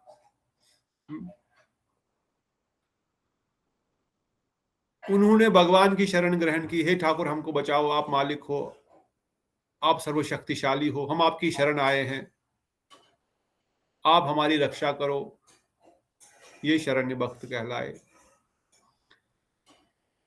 पहले से ही ज्ञान होने पर भी पितामह ब्रह्मा जी की कृपा के संग से मोक्ष अभिलाषा को छोड़कर दास्य रस में प्रवृत्त होने वाले सनक सनातन चारू कुमार ज्ञानीचर भक्त है। वो पहले से ही भक्त है। जिनको जरासंध ने पकड़ लिया, फिर भगवान की शरणागति ग्रहण की, ऐसा नहीं। चार कुमार पहले से ही भगवान की भक्ति कर रहे हैं, भले ही शांत में कर रहे हैं या निर्विशेष रूप में भी कर क्यों ना कर रहे हो, पर भगवान को ही मानते हैं कि वही परम ब्रह्म, वही है, उन्हीं की शक्ति है। ब्रह्मा जी के पुत्र है, मोक्ष की अभिलाषा को छोड़ दी जब तुलसी का मकरंद उनकी नाक में गया, जब भगवान का गुणगान सुना उनके अपने कानों से, और फिर भगवत भक्ति करने लग गए, अर्थात भगवान को सर्वे सर्वा मान करके उनको उनकी सेवा करने की प्रवृत्ति आ गई। ये ज्ञानीचर भक्त है, क्योंकि उनको ज्ञान हो गया भगवान की भगवत्ता का। जो पहले से ही सेवानिष्ठ है, अब ज्ञानीचर पहले सेवा नहीं कर रहे थे, वो केवल ध्यान करते थे भगवान की शक्तियों का। अब उन पर कृपा हुई तो अब सेवा करने की भावना आ रही है, कुछ तो सेवा करें। और जो पहले से ही सेवा कर रहे हैं, निरंतर सेवा करते हैं, उनको सेवानिष्ठ भक्त कहा गया है। उद्धव जी, दारुक, श्रुतिदेव, ये क्षत्रियगण जो है, उपानंद आदि गोपगण पार्षद भक्त है। अब जो तीसरा कैटेगरी आ गया, तीसरा कैटेगरी था ना, चौथा आश्रित भक्त, पार्षद भक्त, समझ रहे हैं। शरण्य हो गया ब्रह्मा शिव, ज्ञानीचर हो गए चार कुमार, अब सेवानिष्ठ वेद से आश्रित भक्त तीन प्रकार के थे। उसमें से पहले का एग्जाम्पल दिया मगध राज द्वारा बंदी लोगों का, दूसरे का एग्जाम्पल दिया ज्ञानी चार कुमारों का, और जो पहले से ही सेवा कर रहे हैं उनको सेवानिष्ठ भक्त बताया गया। ठीक है, फिर बताया गया जो चंद्रध्वज, हिरण्य, बोल, शव आदि सेवानिष्ठ भक्त है, ये पहले से ही सेवा कर रहे हैं। चंद्रध्वज जो है, हरिहई जो है, बोहला, शव, ये सब किसी कारण से भगवत सेवा नहीं कर रहे, पहले से भगवत सेवा में लगे हुए, अर्थात इनको ब्रह्मा जी ने ज्ञान दिया या किसी कष्ट के कारण भगवान की शरण आ गए, ऐसा नहीं। ये सेवानिष्ठ, ये तीन कैटेगरी खत्म हो गई। फिर तीसरा जो टाइप का भक्त था दास्य भक्त में, शरण्य और ज्ञानीचर के बाद जो सेवानिष्ठ, तो सेवानिष्ठ की भेद से तीसरा क्या है? पारिषद। पारिषद। आपके कहाँ चला गया था? ऊपर ही था ना कहीं तो। हाँ, अधिकृत, शरण्य, आश्रित हो गया। अब पारिषद, उनके पार्षद जिनको हम बोलते हैं ना साधारण, वो पार्षद है, भगवान के पार्षद है ये। पार्षद कौन है? उद्धव जी, दारुक, श्रुतिदेव, क्षत्रियगण, ये द्वारिका के पार्षद है। उपनंद आदि गोपगण पार्षद, ये वृंदावन के पार्षद है। द्वारिकापुरी में सुचंद्र और मंडनिधि आदि ब्रज के रक्तक, पत्रक और मधुकंठ अनुगामी भक्त कहलाते हैं। जो वृंदावन में रक्तक, पत्रक है, द्वारिकापुरी में सुचंद्र, मंद है, ये अनुगामी भक्त कहलाते हैं। इन भक्तों में जो परिवार के साथ कृष्ण के प्रति रोचक भक्ति करते हैं, इन भक्तों में जो परिवार के साथ कृष्ण के प्रति रोचक, कृष्ण के प्रति यथोचित भक्ति करते हैं, यथोचित रोचक, वह दुर्दयी भक्त क्या है? दुर्दयी भक्त कहलाते हैं। धुर्य भक्त। दुर्य भक्त कौन है? दुर्य भक्त जो कृष्ण के प्रति अपनी रुचि के अनुसार रोचक, यथोचित जो परिवार के साथ, हाँ परिवार के साथ, पूरे परिवार के साथ भक्ति करते हैं। हाँ, जो भी उचित, जैसी भी उचित सेवा हो वो कर रहे हैं, उनको दुर्दय भक्त कहलाते हैं। जो श्री कृष्ण के प्रियसियों के प्रति अधिक श्रद्धा संपन्न है, जो कृष्ण के प्रियसियों के, अर्थात कौन प्रियसियां कौन है? गोपियों के प्रति, उन्हें धीर भक्त कहते हैं। जो कृष्ण की कृपा को प्राप्त करने इसके गर्व से किसी की अपेक्षा नहीं रखते, कृष्ण मेरे है, मेरे साथ मेरे श्याम सुंदर है, ये गर्व उनको है, ये अभिमान है। राधिका दासी यदि हो ये अभिमान मेरे कृष्ण है, मुझे किसी की क्या आवश्यकता है, मुझे किसी और की आवश्यकता नहीं है। जो ऐसी अपेक्षा करते हैं वो वीर भक्त कहलाते हैं।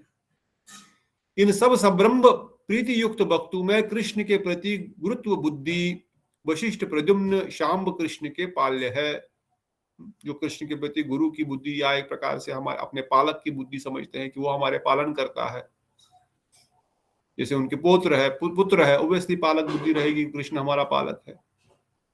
इसलिए बगैर पूर्वोक्त भक्त नित्य सिद्ध, साधन सिद्ध और साधक भेद से 3 प्रकार के, ये जो 4 प्रकार की कैटेगरी ऊपर बताई, इन 4 प्रकार के भक्तों को अगर एक जगह एक कैटेगरी में रखा जाए तो वो 3 प्रकार की कैटेगरीज आ जाएगी। या तो साधक कहलाएंगे, या तो साधन के द्वारा सिद्ध कहलाएंगे, या तो नित्य सिद्ध कहलाएंगे, जो भगवत धाम में भगवान के निज परिकर है। कृष्ण की कृपा चदन रज और महाप्रसाद दास्य रस में उद्दीपन है। भगवान की कृपा मिल जाए, कृपा की अपेक्षा करना ना उपेक्षा, भगवान का चरण रज मिलेगी, भगवान का महाप्रसाद मिलेगा, ये उनको भक्ति में इनके दास्य रस को बढ़ाता है। ठाकुर जी का महाप्रसाद मिल गया, आनंद से नाचते हैं।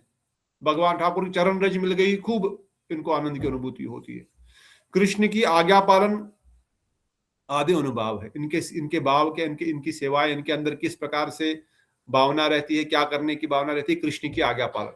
भगवान आज्ञा देंगे, हम उसका पालन करेंगे, बस यही उनके अंदर, उनके हृदय में इसकी तीव्र लालसा रहती है, कब मुझे कोई आज्ञा मिलेगी कुछ सेवा करने की, क्या मैं सेवा करूं।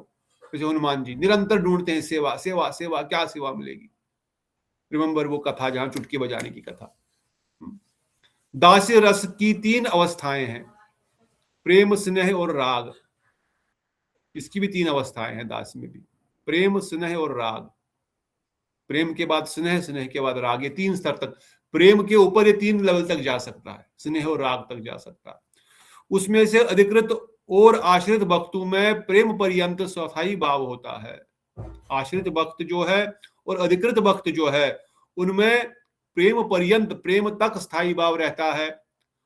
जो परीक्षित, दारुक और उद्धव राग पर्यंत कहलाते हैं। जो पार्षद है, परीक्षित, दारुक आदि, उद्धव आदि, इनको राग पर्यंत, इनका राग तक, इनको एक्सेस है राग तक जाने का। ब्रज के रक्तक आदि में तथा द्वारिका के प्रद्युम्न में प्रेम, स्नेह, राग सभी देखे जाता है। तीसरा कैटेगरी जो थे रक्तक, वृंदावन का दास्य भी द्वारिका के भगवान के पुत्र के समान ही उनको प्रेम के ऊपर स्नेह और राग तक भी प्राप्ति हो सकती। दास्य में अयोग्य और वियोग, ये 2 अवस्थाएं हैं, मिलन और विच्छेद। कृष्ण के दर्शन से पूर्व की अवस्था अयोग अवस्था, अभी दर्शन हुआ नहीं, उनसे मिलने की जो लालसा उत्पन्न हो रही है वो अवस्था, उसको अयोग अवस्था बताया गया। अब भगवान के दर्शन हो गए, उनसे विरह की, उनसे वियोग होने की भी चिंता होगी, तो वियोग अवस्था होगी। वियोग में अंगताप, कृशता, जागरण, अलंबन शून्यता या अनवस्था, अधीरता, जड़ता, व्याधि, उन्माद, मूर्छा और मृत्यु, ये 10 दशाएं होती है। इतना उनको भगवान के प्रति प्रेम है कि जड़ता से लेकर व्याधि, उन्माद, मूर्छा, इवन मृत्यु। अब बोलेंगे मृत्यु कैसे, गोलोकधाम में कोई मरता है क्या? मृत्यु की अवस्था कैसे प्राप्त होगी फिर?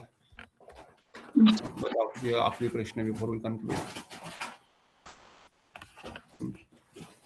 अरे मृत्यु तुल्य अवस्था लिखा हुआ है। मृत्यु तुल्य, ऐसा लगता है कि आदमी मर ही गया।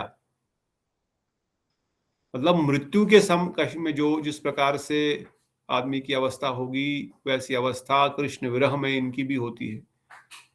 दास्य रस में देखो कितना डीप है। साख्य वात्सल्य में क्या क्या होगा वो कल सुनेंगे, जब दास्य में ऐसी अवस्था हो जाती है। परंतु राग प्रेम के ऊपर की अवस्था में इनको स्नेह और राग तक ही एक्सेस है, उसके ऊपर का नहीं है। परंतु फिर भी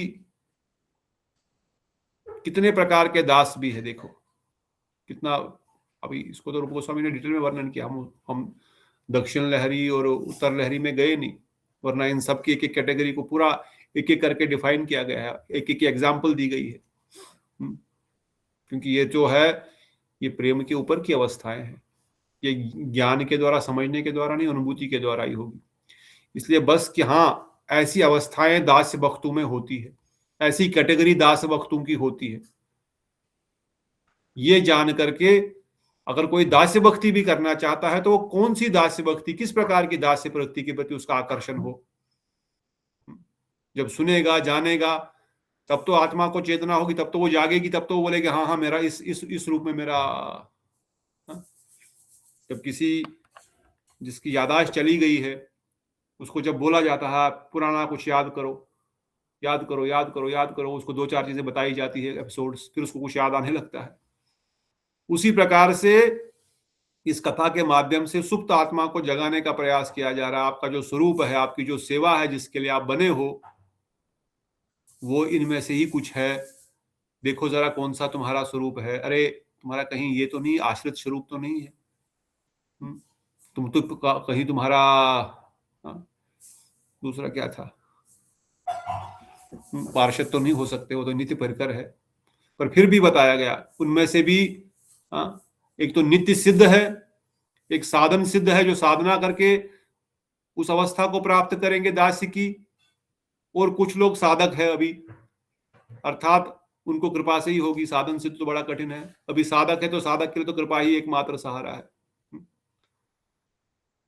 तो इसीलिए हमारे गोस्वामीगण हमको थोड़ा सा जगाने के लिए बता रहे हैं, अरे आपका इसमें कोई स्वरूप है, देखो अभी चिंतन कर रहे हो गुरु जी की सेवा करने की, वृंदावन में गौरी या राधा कुंड में तलहटी में या कुछ इस प्रकार से ध्यान, अब पता लग गया अरे हाँ रक्तक पत्रक भी सेवा करते हैं, उद्धव जी भी दास रूप से सेवा करते हैं। क्या सेवा करते हैं, उनको क्या, उनकी क्या अभिलाषा होती है, उनके क्या अनुभव होते हैं। तो जब पता लगेगा तभी तो धीरे धीरे जो है हृदय में उस रस को प्राप्त करने की तड़प होगी। अदरवाइज संसार में जो हम जड़ रस को ही रस समझ करते हैं, जड़ रस नहीं काव्य रसम, ये जड़ रस में कोई रस नहीं है। जब इन रसों का पता लग रहा है अरे ये दास्य रस है, ये शांत रस था, ये स्थायी भाव है मेरा जीव का, ओ ये रस होते हैं, ये असली रस है। जिसको मैं रस समझ रहा था ये तो लकड़ी में चूस रहा था इतने दिनों से, अच्छा रस तो यहाँ पर है, चलो इसका रसास्वादन किया, इसके लिए प्रयास किया जाए। तब तो प्रयास करेंगे जब वैल्यू पता लगेगी सोने की, सोने का दाम इतना आसमान छू रहा है, तब अगर वो टॉयलेट में भी गिर जाए तो हाथ लगा के उसको निकालेगा, क्योंकि वैल्यू पता है, अरे 10 लाख का है चेन यार, कोई पता ही नहीं है इस भक्ति रस की क्या क्या क्या क्या वैल्यू है। इसलिए गुरुजन हमको ये सब शिक्षा दे रहे हैं, और इसके माध्यम से हृदय में कुछ लालसा उत्पन्न होते हुए हम उसको प्राप्त करने की अभिलाषा प्रकट करें।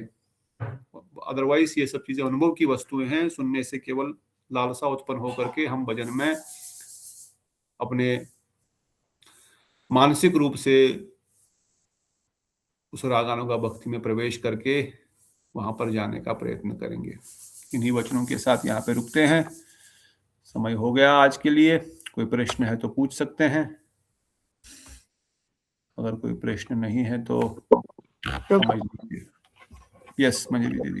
अभी आप जैसे हम पहले मतलब डिस्कस कर रहे थे कि क्या मानसिक सेवा क्या आप अनुभव करते हैं, तो ऐसे है। तो जैसे हम मतलब कभी जैसे ठाकुर जी की ठाकुरानी की सेवा करते हैं, उनका श्रृंगार करते हैं, तो ऐसे मन में आता है कभी कि कभी ऐसा होगा कि हम उनका मतलब कर पाए कुछ, उनका श्रृंगार कर पाए कुछ, तो वैसा क्योंकि आपने मतलब हम अभी जो पढ़ा था हमने कि हम डायरेक्ट सर नहीं कर सकते, तो ऐसा सोचना तो अपराध नहीं हो जाएगा कि मन में अभिलाषा आती है? यही तो रागानुगा भक्ति की ट्रिक है। यहाँ पर शास्त्र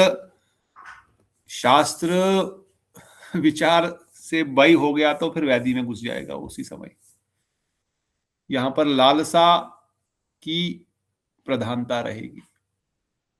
और स्टार्टिंग में गुरु वैष्णव वर्णन करते हैं श्री विग्रह उनसे अभिन्न है, उनकी सेवा करने की कितनी प्रवृत्ति अभी हमारे अंदर आ रही है। अगर हम उनको ही अभिन्न ठाकुर से समझ रहे हैं, ठाकुरानी से समझ रहे हैं, तो मैं उनकी सेवा करने के लिए कितनी लालसा प्रकट कर रही हूं। श्रृंगार छोड़ो, कम से कम उनके अर्चन की, उनको कुछ खिलाने पिलाने की, उनको कुछ कपड़ा स्नान आदि या अभिषेक आदि कराने की। तो ये तो शुरुआत यहां से होगी ना, गुरु जी के चरणों में, वैष्णव के चरणों में, तब जाकर के धीरे धीरे डेवलप ये वहां पर जाएगी। और उनके प्रति भी कैसे श्रद्धा, कैसे भावना आएगी, जब हम सुनेंगे कि हाँ उनकी इस प्रकार से सेवा की जाती है। तब मैं भी अपने ठाकुर जी का ध्यान करते हुए, कभी हमको नहीं समय मिलेगा या मौका है या अधिकार है राधा रानी के चरणों में अगरू लगाने का या मालिश करने का या मसाज करने का, पर भक्ति के 64 अंगों में से एक अंग है कि ठाकुर जी के श्री अंगों को, चरणों को छूना चाहिए रोज। मतलब ये भक्ति का एक नियम है कि उनके श्री अंग को छूना चाहिए, यानी कि भाई वो श्री विग्रह को मैं कैसे छूं, ये तो नियम है, तो करना पड़ेगा, करना चाहिए। तो क्यों ना शुरुआत उनके ही चरणों में थोड़ा सा चरण प्रक्षालन करने से की जाए, थोड़ा सा ऑयल मसाज की जाए हल्के हल्के हाथों से, भले ही 2 मिनट के लिए ही सही। तो हृदय में फिर पवित्रता भी आएगी, अनर्थ भी कटेंगे, और साक्षात वही श्री विग्रह हमको डायरेक्ट सेवा में पहुंचा देंगे। इसलिए हमको, जैसे पिछली बार भी डिस्कस करते, श्याम सुंदर का भी प्रश्न, प्रभु का प्रश्न भी था कि we have to be cautious and careful.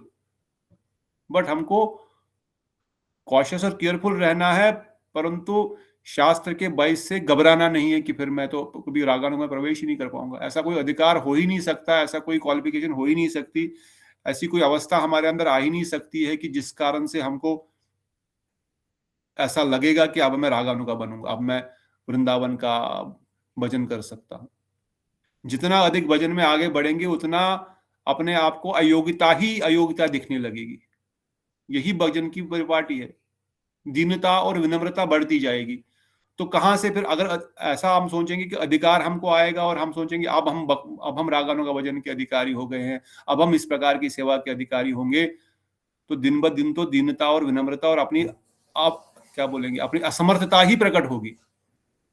इसलिए गुरुजन वर्णन करते हैं ये साधन भजन का अंग है, ये साधन भक्ति का अंग है, सिद्ध भक्ति का अंग नहीं है। सेवक साधक रूपेण सिद्ध रूपेण चात्र, ये मानसिक सेवा साधन भक्ति का अंग बताया गया। ये मानसिक सेवा जो हम बद्ध जीवों को करने के लिए कही गई है, बद्ध अवस्था में करने के लिए कही गई, सिद्ध अवस्था में करने के लिए नहीं कही गई। इसलिए तो जब हम वो चैप्टर पढ़ रहे थे, प्रोबेबली उस समय थोड़ा सा आप मिस कर गए। कृष्णदास कविराज को चैतन्य चरितामृत में भी और गोस्वामी पाद ने भी तात्पर्य में वर्णन करते हुए समझाया। उन जीव गोस्वामी पाद ने भक्ति रसामृत सिंधु प्रथम लहरी द्वितीय अध्याय श्लोक संख्या 294 याद हो गया मुझे, 295 293 में जीव गोस्वामी भी कमेंट्री में, मुकुंद गोस्वामी भी कमेंट्री में वर्णन करते हैं कि यह बद्ध अवस्था की स्टेज में करने को कहा गया है। सिद्ध अवस्था में तो ऑटोमेटिक हो जाएगा, वहां पे प्रयास थोड़ी करना पड़ेगा। साधन के अवस्था में प्रयास करना पड़ता, हमको चिंतन करके, हमको थोड़ा सा अपने मन को बोलना पड़ता कुछ चिंतन करो, तब तो ऑटोमेटिक चिंतन होगा भाव अवस्था में, तब थोड़ी बोलेगा कोई। इसलिए ये विधि गुरु वैष्णवों के अनुगत्य में साथ साथ अपना साधन क्रिया करते हुए, इसलिए मैंने पहले बताया साधन क्रिया अगर कोई कर नहीं रहा है और बोलेगा मैं केवल सिद्ध क्रिया करने का प्रयास करूंगा, तो उसको नहीं होगा। इसलिए निष्ठापूर्वक नाम गान गुरु वैष्णव सेवा करते हुए तब जाकर के फिर इसमें प्रवेश होगा। इसलिए गुरुदेव ने कहा दिन में 3 बार गायत्री करो, 10-10 मिनट ही हो जाता है, जबकि नाम बोला 1 लाख करो, जो 2-3 घंटे लग जाते हैं। क्योंकि उसमें ज्यादा फोकस रहेगा, इसमें थोड़ा फोकस रहेगा, मगर उस नाम का, उस चिंतन का, उस कीर्तन का, उस सेवा का एकमात्र लक्ष्य रहेगा कि कब मुझे कबे होबे मोलो सीध न मार, राधा कृष्ण प्राण मोरा युगल किशोर, सेवा चंदन क्या है, चंदन दिवो दोहरंगे कमर दुलाए वो कभी हरि वो मुख सा, विनोद भक्तिनोद ठाकुर का, ललिता सखीरा अंगूर किंकरी, सिद्ध देह दिया वृंदावन, क्या मांग रहे, सिद्ध देह दिया, मुझे सिद्ध देह दो वृंदावन में। पर पहले लाइन में क्या वर्णन करते हैं कि मेरा कोई अधिकार नहीं है, मेरा अधिकार नहीं है, फिर भी राधा कृष्ण पद कमले मन, ये भजन का लास्ट के 3 लाइन आप पढ़ लो, वहां पे वर्णन कर मेरा कोई अधिकार नहीं इसको मांगने का, पर फिर भी सिद्ध देह दिया वृंदावन माजे, सेवा अधिकार दियो दान, पिया या प्रेम मत करी मोरे। सुनो नहीं, आपका गुणगान सुन करके मैं कैसे मत हो जाऊं इस रस को प्राप्त करने के लिए। इसलिए भी कृष्णदास कविराज गोस्वामी वर्णन कर रहे हैं कि अवश्य ही बद्ध जीव अपने निष्ठा की अवस्था तक पहुंचते हुए अनर्थ निवृत्ति के स्टेज में ही अपना जो है राग मार्ग और रागानुगा का चिंतन करते हुए, उसकी अभिलाषा करते हुए चिंतन करेगा, तभी तो जड़ रस से निकल पाएगा, नहीं तो जड़ रस में ही आनंद आएगा तो इस रस में जाएगा ही कैसे। इसलिए हम लोगों के लिए ही कहा गया है ये, परंतु with cautious, under the guidance of a senior Guru Vaishnav and ensuring that मेरा साधन भी ठीक चल रहा है, मेरा शरीर अर्थात मेरा बाहरी साधन ठीक से चल रहा है, नाम जप सेवा नियम ये सब ठीक चल रहे हैं। नहीं तो मैं नियम सेवा कुछ करूंगा नहीं और मैं बोलूंगा मैं रागानुगा हो गया, मैं एक ही माला जप करती हूँ और रो के करती हूँ, तो वो सब नहीं चलेगा। रघुनाथ दास गोस्वामी 1008 दंडवत रोज करते हैं, वैष्णवों को, ब्रजवासियों को, गुरुजनों को। हम 1008 नहीं तो कम से कम 108 उठक बैठक कर सकते हैं। अरे कम से कम 18 कर लो, कम से कम 11 कर लो, तब तो पता लगेगा कि, क्योंकि भगवान देखो, अगेन मैंने पहले ही बताया था पिछले भी, इससे ही भक्ति मिलेगी, दंडवत करने से ऐसा कोई नियम नहीं है, या नियम पालन करने से। परंतु ठाकुर जी गुरुदेव वैष्णवगण देख रहे हैं कि सही में इसमें दृढ़ता है, सही में ये चाहता है इस चीज को, ये प्रयास कर रहा है, जो हमने नियम बनाए हैं इन पे चल रहा है। होगा तो ये कृपा से केवल, ये तो किसी के देने से नहीं होगा, किसी के साधन से नहीं होने वाला, साधन से तो कोई नहीं हो सकता कलयुग में, ये तो कृपा से ही प्राप्त है। पर कृपा कैसे मिलेगी? जब गुरु वैष्णव देखेंगे हाँ जो हमने नियम बनाए इन पे ये चल रहा है, अपने समर्थ के अनुसार पूरा पूरा पूरा श्रम लगा रहा है, हाँ इस पे कृपा करें। और अगेन क्राइंग स्कूल, ये उनको रो रो के मांगना पड़ेगा। ठीक है, डज इट आंसर? हाँ जी प्रभु जी, हमारा प्रयास और प्रभु की कृपा। प्रभु की कृपा। और इसमें बाई नहीं है, बाई रहा तो फिर रागानुगा से हम हट जाएंगे। बाई इतना ही है कि हमको मन माने ढंग से नहीं करना है, गुरु वैष्णव की अनुगति में करना है। और ये रागानुगा भक्ति साधक की अवस्था का ही भजन है, ये साधन का अंग है रागानुगा, सिद्ध का नहीं, भाव का नहीं, ये साधन भक्ति का अंग है। इसलिए इसको स्पष्ट हमको अपने हृदय में, इसलिए हमने भी पर्टिकुलरली मैंने तो इस्कॉन में रहते हुए बहुत इन चीजों को वार्निंग करते डंडे, इवन जय धर्म पढ़ने से डंडे पढ़ते थे, बाकी ग्रंथ तो छोड़ दो। आज हम इतना स्पष्ट रूप से कह रहे हैं कि आप मानसिक चिंतन तक कर लो, क्योंकि ये गुरु वैष्णव के जो स्पष्ट रूप से शिक्षाएं क्लियर बता रहे हैं। और वो भी यहाँ पर इस ग्रुप में जो पुराने इतने सालों से 10 साल 20 साल 25 साल से दीक्षित है, जप कर रहे हैं, उनके लिए है ये। जो आज ही भक्ति में जुड़ा है, कल जुड़ा है, अभी तक जानता नहीं है ABCD शास्त्र सिद्धांत, उनके लिए नहीं है।